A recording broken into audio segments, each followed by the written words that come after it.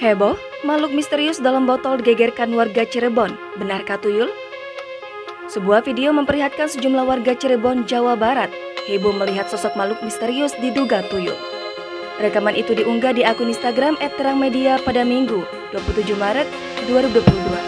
Terlihat dalam video kerumunan warga yang tampak penasaran ingin melihat sosok makhluk mungil misterius tersebut.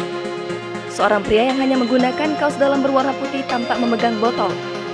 Botol itu diduga dan diklaim sebagai sesosok tuyul. Warga pun yang penasaran dengan hal itu pun tampak merekam barang tersebut menggunakan ponsel mereka.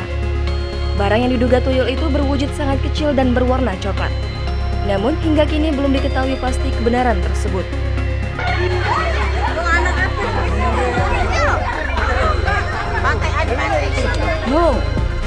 Ini buaya masa sini coklat. Tapi kini yang kau kelihatan itu mesti. Ini aja dulu ya gini.